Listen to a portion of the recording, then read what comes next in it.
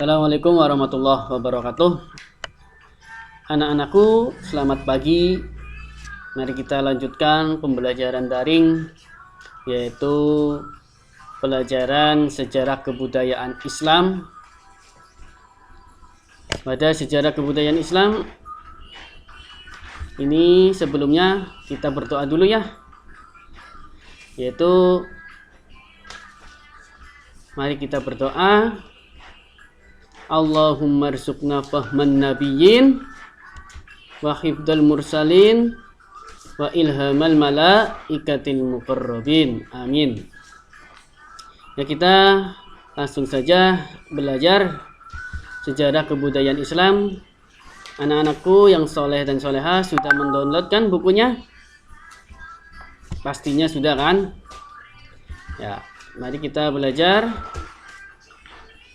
Kita buka bab yang pertama, yaitu ketabahan Nabi Muhammad SAW dan para sahabat dalam berdakwah. Nanti tujuannya apa mempelajari ini? Tujuannya ketika sudah belajar seperti ini, kalian dapat memahami ketabahan Nabi Muhammad SAW dan para sahabat dalam berdakwah. Yang kedua, kalian bisa menceritakan tentang ketabahan Nabi Muhammad beserta sahabatnya ketika berdakwah. Yang ketiga, kalian bisa menceritakan kemuliaan akhlak Nabi Muhammad SAW dalam berdakwah.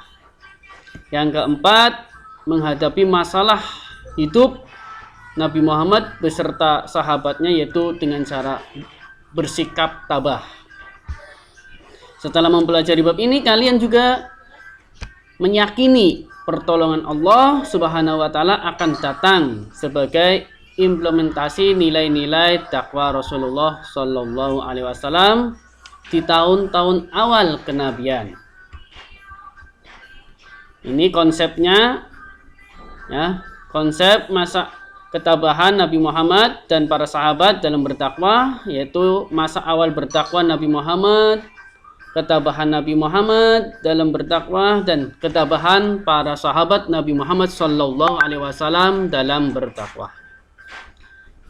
Terus masa awal berdakwah Nabi Muhammad sallallahu alaihi wasallam yaitu apa? Dalam secara bersembunyi-sembunyi dan secara terang-terangan. Keterangan Nabi Muhammad SAW dalam berdakwah, ancaman paman Nabi, penguasa Mekah, siksaan kafir Quraisy, dan pemboikotan. Dan ketabahan para sahabat Nabi Muhammad SAW dalam berdakwah, ketabahannya seperti Siti Khadijah, Abu Bakar, Sumayyah, Arqam bil Alqam, terus Bilal.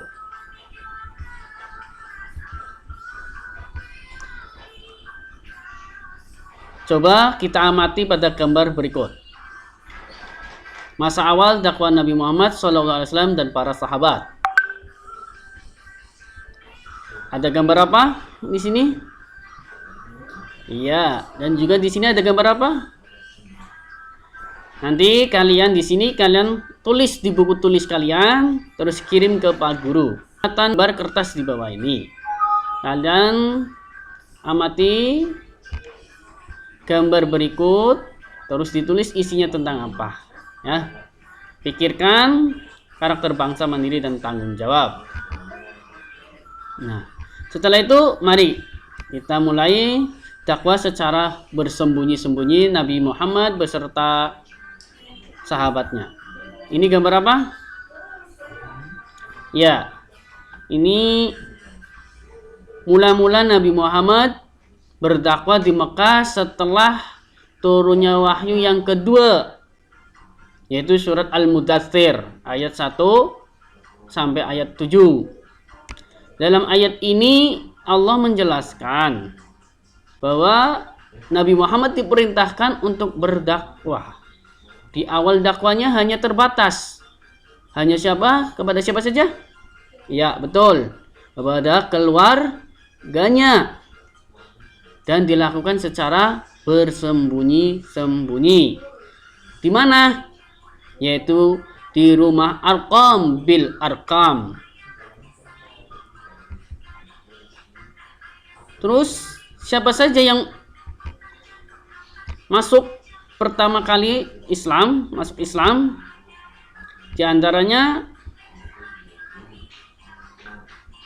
yaitu istrinya Nabi Muhammad Sallallahu Alaihi Wasallam, yaitu Khadijah binti Khuwailid, Ali bin Abi Thalib, Abu Bakar, Utsman bin Affan, Zubair bin Awam, Abdurrahman bin Auf, Sa'ad bin Abi Waqqas, Talha bin Jarrah, Arqam bin Abil Arqam, dan Ummu Aiman, Zaid bin Harisah. Jadi orang 12 ini adalah orang-orang yang pertama masuk Islam.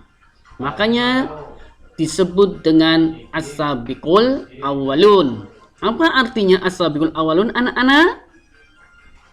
Ya, betul. Nah, as-sabiqul awwalun artinya orang-orang yang pertama kali masuk Islam.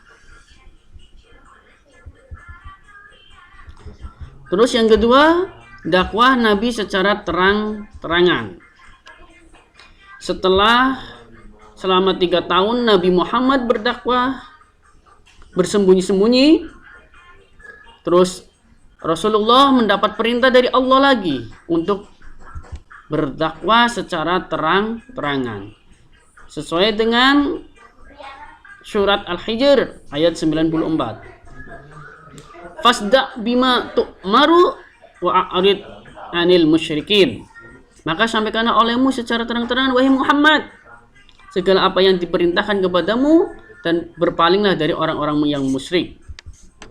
Jadi pertama yang dilakukan Nabi Muhammad dalam dakwah secara terang-terangan adalah mengumpulkan kerabatnya, mengumpulkan keluarganya, dan orang-orang yang terpandang di kaum Quraisy.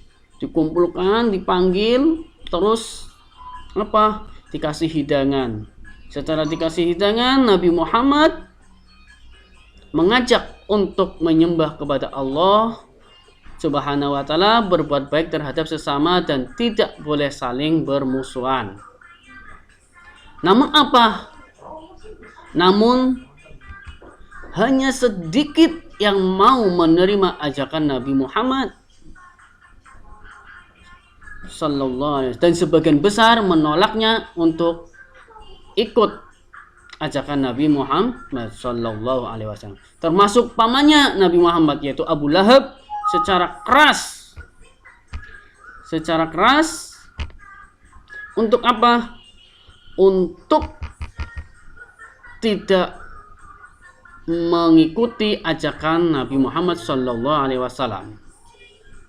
Bahkan Abu Lahab, pamannya Nabi Muhammad ini, akan mengancam kalau masih berdakwah, bahkan akan membunuhnya. Namun Nabi Muhammad SAW walaupun mendapat tantangan dan ancaman, beliau tetap tabah dan tidak putus asa. Oleh karena itu, kita harus memiliki sifat tabah pada masa-masa ini, karena pada masa-masa ini kita juga mendapatkan musibah di mana sekolah kita masih tidak bisa bertatap muka secara langsung. Kita hanya dengan daring, ya, secara online. Kita juga harus tabah. Dan mencari ilmu pun itu butuh banyak uang, butuh banyak pengorbanan. Itulah mencari ilmu. Alala tanalul ilma illa bisittatin. Jadi mencari ilmu ke anak 6 perkara. Di antaranya ada duite. Nah, duite kudu sing akeh. Nah, bisa nganggo tuku kuota, nggo pelaksanaan KBM daring. Ya, sampai sini pembelajaran kami. Semoga bermanfaat. Dan silahkan tugas-tugasnya dikerjakan dan dikirimkan ke Pak Guru. Seperti di sini, ya anak-anak. Kalian kerjakan.